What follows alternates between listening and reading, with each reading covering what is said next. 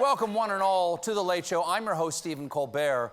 Folks, the number one story in the world continues to be Vladimir Putin's deranged onslaught against the Ukrainian people. And the only bright spots are thanks to the resilience and the ingenuity of the Ukrainians. Take a listen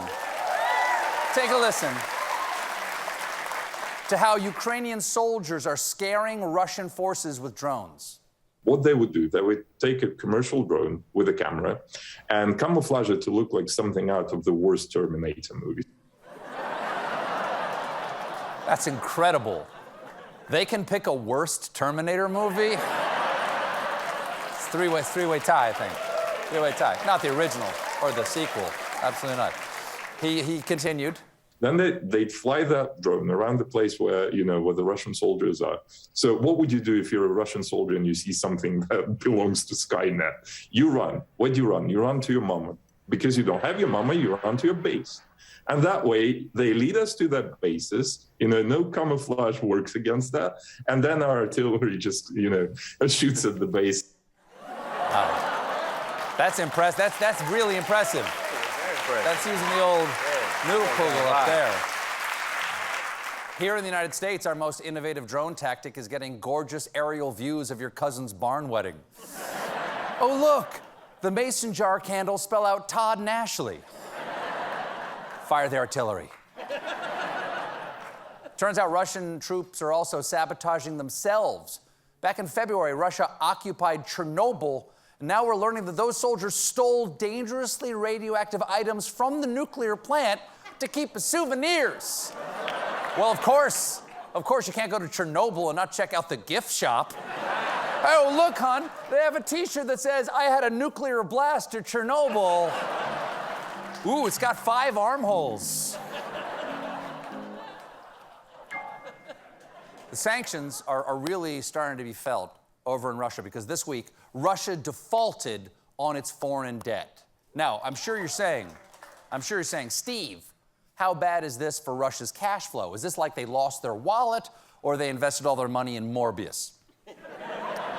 Basically, it's pretty darn bad. Russia tried to use rubles to pay a loan that they took out in dollars, and they got denied because thanks to our sanctions, the U.S. Treasury has blocked Russia from accessing its reserves at American banks. That's right, none of the American banks are available to them. No banks, no Elizabeth banks, no Tyra banks, no Joseph A. banks, no 2 suits for the price of 1.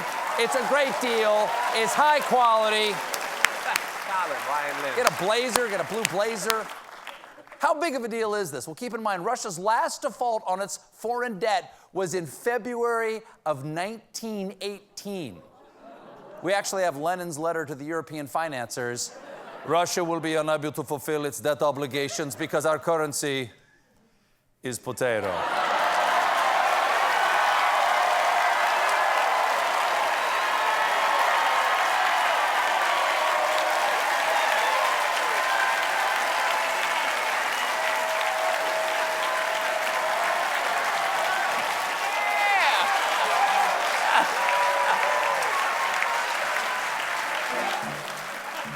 They say if you can touch one person, do it on the potato. Oh, there's news about former President the Douche of Hazard. Over the weekend, he weighed in on the political future of charlatan and cater waiter holding the hors d'oeuvres tray with his penis, Dr. Mehmet Oz. Specifically, the former president endorsed Dr. Oz for the U.S. Senate. Come on, he's a con man. And so is Dr. Oz. And now, you see, John, they're both like... Yeah, I understand. Now, I'd like to list all the scams Dr. Oz has tried to foist on his audience, but we only have an hour show. Among the many snake oil supplements he has peddled are raspberry ketones for fat burning, lavender soap for leg cramps, and strawberries for teeth whitening. None of these work, of course. But hey, there is one simple trick to make you healthier. Take 2 household bananas, jam one in each ear until you can't hear Dr. Oz anymore. You'll be fine. Or you'll be better. Big banana. That's a big banana right there. In his statement, the former president assured Pennsylvania voters that he was making the endorsement based on his personal experience, writing, "I have known Dr. Oz for many years, as have many others, even if only through his very successful television show. He has lived with us through the screen and has always been popular, respected, and smart." Aww. Grandpa thinks his TV friends are his real friends. You know, I'll tell you. You know who should be Attorney General? That nice lady from Murder, She Wrote. She solved all the crimes in Cabot Cove. Also, when are they going to make Pat Sajak Secretary of Transportation? He knows wheels. He knows wheels. That wasn't the only endorsement the former president handed out last week. He also made this appearance at a concert. Hello, everyone. I love you all. I know you're having a great time at the Kid Rock concert tonight. The former president of the United States of America is opening for Kid Rock.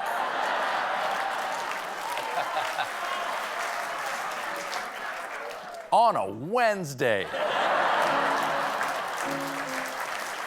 I have not seen anything this embarrassing since Jimmy Carter introduced Kiss. He wanted to send the Kiss Army to free the hostages. Former president better have his fun while he can, because the January 6th committee has been hard at work. And they now have evidence for a criminal referral for the ex-president. That's right. They finally have proof that the ex-president did all the stuff we saw him do live on television. Yeah. What's that? Ladies and gentlemen. That's like a criminal attorney saying, "Ladies and gentlemen of the jury, I have proof that this man is a murderer. For one, he's stabbing the bailiff right now. No, look at him. Don't look at me. Look at him. No, don't look at my hand. Look over there. Look over there." Among the evidence they've gathered is some damning new details about the former president's son, Don Jr., seen here dangerously close to thinking. Right on the edge. That's a long fall. According to records acquired by the committee, Don Jr. texted his dad's former chief of staff, Mark Meadows, ideas for overturning the 2020 election before the election was even called. Now, to be fair, when Don Jr. is in the right frame of nose, he sends a lot of cool ideas to a lot of people. Okay, cat and dog wedding reality show. Wait, no, theme park for grown-ups where you get to shoot cows. Wait, Star Wars reboots with all Jar Jars. Overthrow the will of the voters. Start a metal band that sells crypto. Hats made of beef jerky. Meet me in the bathroom. Meet me in the bathroom. Meet me in the bathroom. Oh, yeah. Yes. Uh-huh. Oh. Yeah.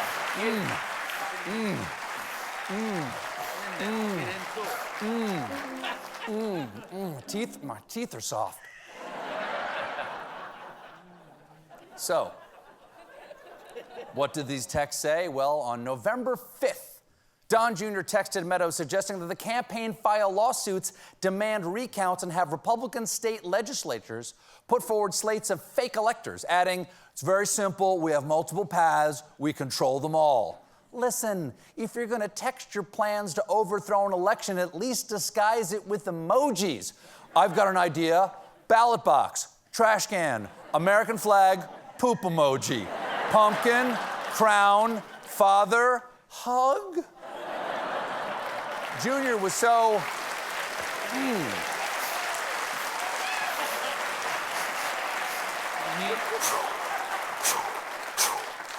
Junior was so confident in the plan that he was concerned that not everyone was looped into the plan, texting, "This is what we need to do. Please read it and please get it to everyone that needs to see it." Oh, everyone that needs to see it? I'm pretty sure the FBI has seen it. And you know what that means? The best is yet to come.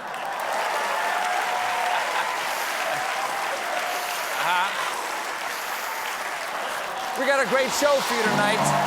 My guests are Chance the Rapper and Broadway star Beanie Feldstein. And when we come back, more reasons to curse at work.